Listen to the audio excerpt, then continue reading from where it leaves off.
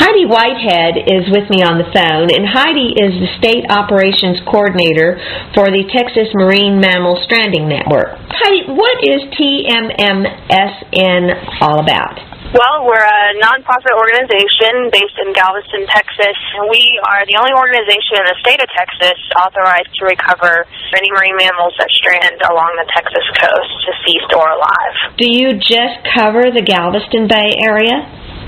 No, in fact, we cover the entire Texas coastline. So we have over 1,200 miles of coastline that we're responsible for. That's huge. So, yeah, it's a big undertaking, but we're able to do it with the help of supporters and volunteers.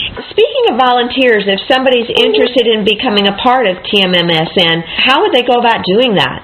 Well, they can log on to our website at tmmsn.org, and there's a volunteer page there where they can find out how to contact us to attend a training session. After they attend that training session, then they'll be set to volunteer with us in many different aspects. And what do these volunteers do? They basically are the heart of the organization, so they are involved with fundraising, they're involved with deceased animal recovery, performing autopsies on them. The majority of our volunteers are involved with live animal work, meaning that when a live animal is in rehabilitation, someone is always there with the dolphin around the clock. And what about when someone calls in and says that they've found an animal that's been stranded? Then that's when we put our volunteer team into place. They're called the critical care team. They're experienced members that go out on the beach. We recover the dolphin and take it back to our rehabilitation facility where it's put in a hospital-like setting. How did Ike affect our marine animals? Very much so. We found many animals washed in the storm surge.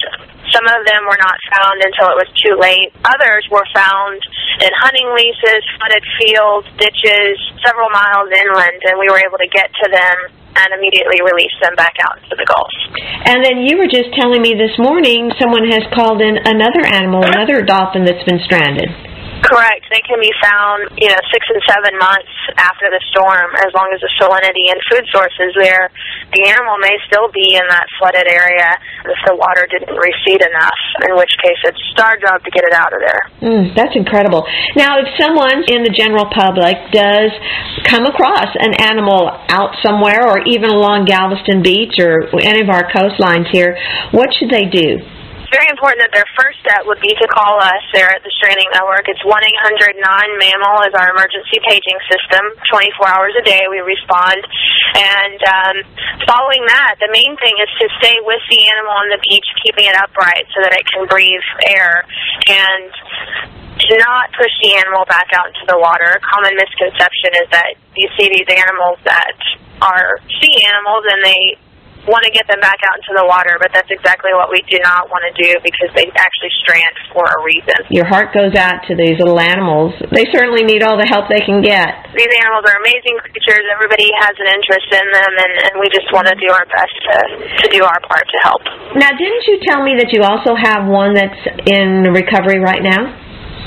We do. His name is Toby, stranded in Corpus Christi in November. And he's been with us since in rehabilitation. He had severe shark bites and pneumonia, but he's recovering well, and now he spends most of his day just playing and having a good time. So we're hoping that we can get him either released or placed with other animals very soon.